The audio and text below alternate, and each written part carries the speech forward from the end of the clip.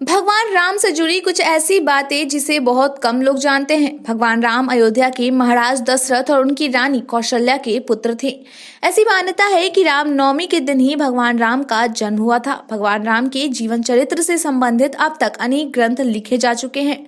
रामायण की कथा को सबसे पहले महर्षि वाल्मीकि ने लिखी थी। इस युग में तुलसीदास जी द्वारा रचित रामचरितमानस सबसे ज्यादा विख्यात है।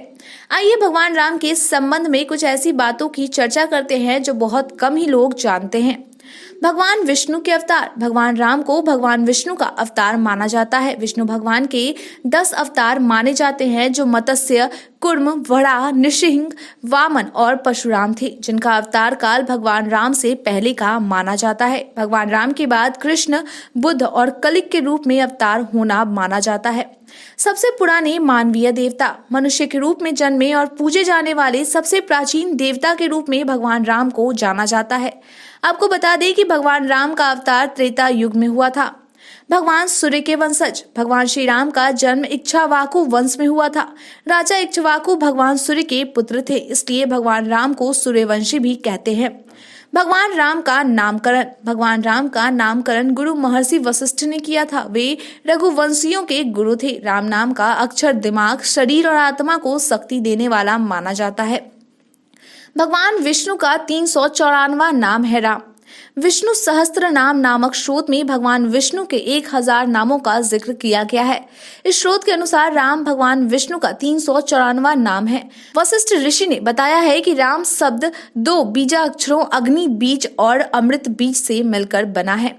राम नाम के 3 बार उच्चारण का महत्व। महाभारत में यह पढ़ने को मिलता है कि शिव जी ने एक बार ऐसा कहा था कि राम का नाम 3 बार उच्चारण करने मात्र से 1000 देवताओं के नाम का उच्चारण करने के समान फल मिलता है। आपको बता दूं कि भगवान शिव स्वयं भी ध्यानावस्था में भगवान राम के नाम का ही उच्चारण करते हैं। भगवान राम भी युद्ध में हार गए थे हनुमान से।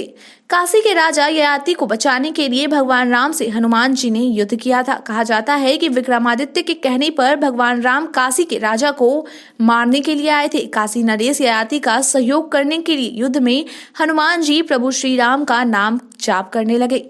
इस कारण से भगवान राम के तीरों का हनुमान जी पर कोई असर नहीं हुआ और इस तरह भगवान राम को अपनी हार स्वीकार करनी पड़ी थी।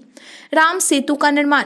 लंका पहुंचने के लिए भगवान राम के वानरी सेना द्वारा राम सेतु का निर्माण किया गया था, जो तमिलनाडु के रामेश्वरम से शुरू होकर श्रीलंका के मन्नार तक बनाया गया है।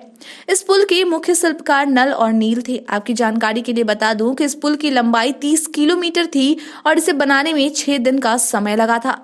भगवान राम का अपहरण। भगवान राम और उनके भाई लक्ष्मण का अपहरण अहिरावन ने किया था, जो रावण का भाई था। वह राम और लक्ष्मण को महामाया देवी को बलि देने के लिए पाताल लोक लेकर गया था। उस समय हनुमान जी ने अहिरावन को मारकर भगवान राम और लक्ष्मण को उसके चुंगल से मुक्त किया था।